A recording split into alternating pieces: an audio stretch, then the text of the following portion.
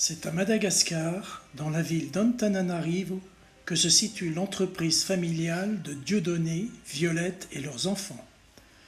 Elle possède 4 ateliers spécialisés dans le travail de l'acier et 120 salariés qui fabriquent des objets en fer. Ceux-ci sont vendus aux touristes de passage et exportés vers l'étranger, notamment la France. C'est la fille de Violette et Dieudonné qui nous sert de guide. Regardez et écoutez.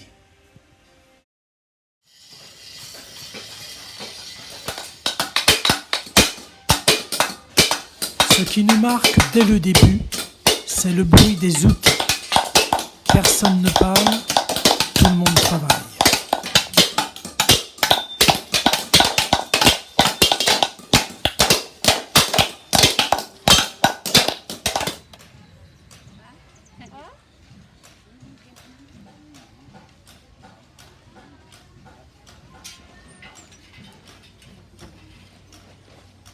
Donc qu'est-ce qu'ils font ici?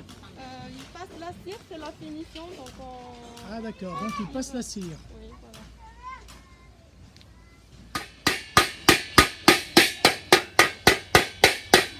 Tous ces travaux se réalisent avec un outillage rudimentaire et les pieds bloqués.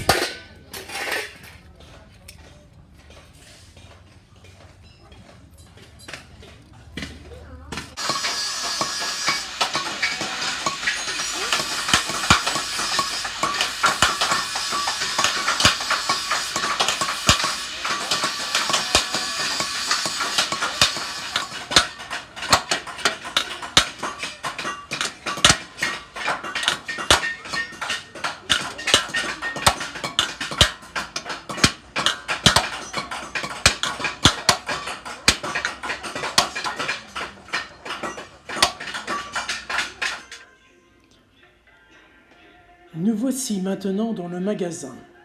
Quelques objets vont partir vers la Réunion, ce qui leur permet de survivre en ces temps difficiles.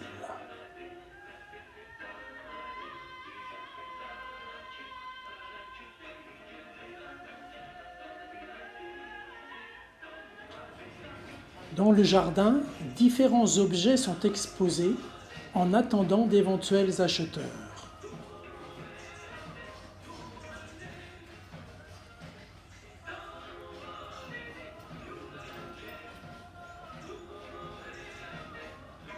Ces magnifiques oiseaux multicolores forment une haie d'honneur qui accueille le visiteur lors de son arrivée.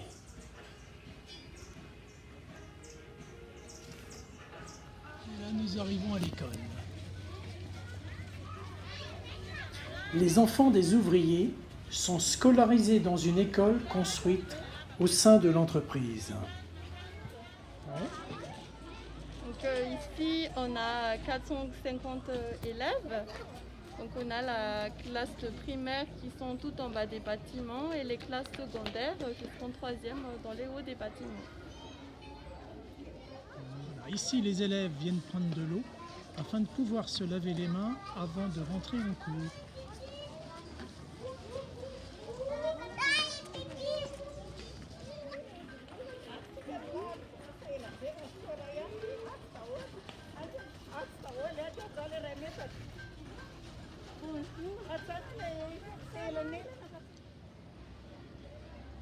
Une sculpture ancienne, faite pour une exposition, trône devant le futur lycée.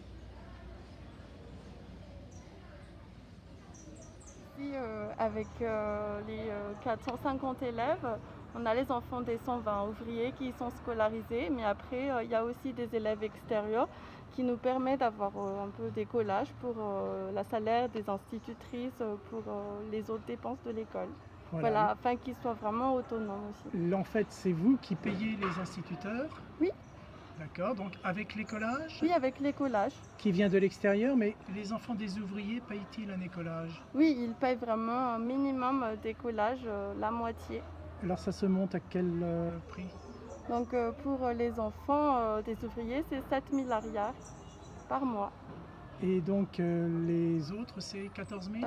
Oui, c'est 14 000, ça dépend des classes, c'est 20 000 aussi pour les plus grandes classes. Et au niveau des livres, au niveau du matériel scolaire? Matériel scolaire, c'est nous-mêmes qui fournissons les livres. Après, les cahiers, c'est aux parents.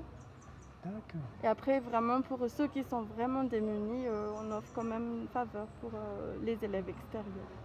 Là, le gros souci en ce moment, c'est tout a beaucoup augmenté, le métal, tout ça.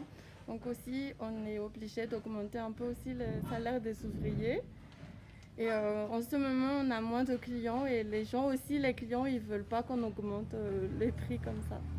Donc maintenant on a beaucoup de dépenses matérielles et on donne aussi beaucoup de remises aux clients. Et on est obligé parce que sinon on ne peut pas. Ok, donc plus de sorties que d'entrées. Oui, beaucoup. Une principale source de revenus de l'atelier aussi, c'est les voyages de ma maman à l'étranger avec les ventes qu'elle ramène de là-bas. Donc là, depuis, on ne peut plus partir, donc voilà. Donc ça a vraiment beaucoup endommagé notre côté financier. Et oui, il est impossible de se rendre en France à l'heure actuelle. Le projet est maintenant de diversifier pour être moins dépendant en créant un magasin de vente de leur production. Cela nécessite la construction de bâtiments et l'achat de matériel d'équipements divers. Ici commence le jardin avec élevage des lombriques, lombriculture. Voilà, préparation des pépinières de pêche.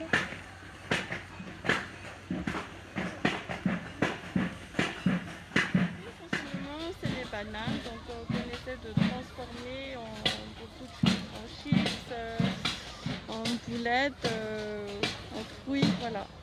D'accord.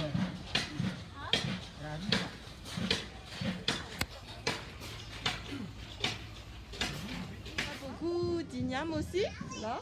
C'est pas très courant à Tana, mais nous on cultive tout le temps. Voilà.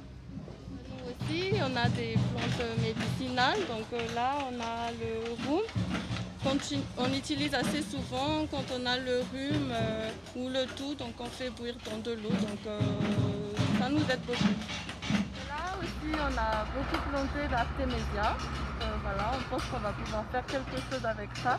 Donc là on essaie de récolter les graines. L'artémisia qui est la plante miracle contre le paludisme. On a la piscine pour la pisciculture. Donc là maintenant c'est le levage de carpes qu'on fait et qu'on va vendre après. Et est-ce que vous les consommez aussi? Ben on en consomme vraiment peu pour nous, mais après généralement c'est pour vendre. Il vaut mieux vendre, hein? Oui. Ne plus dépendre uniquement du tourisme et des ventes à l'étranger. Le clan familial a donc choisi une option radicalement différente pour que l'entreprise puisse vivre.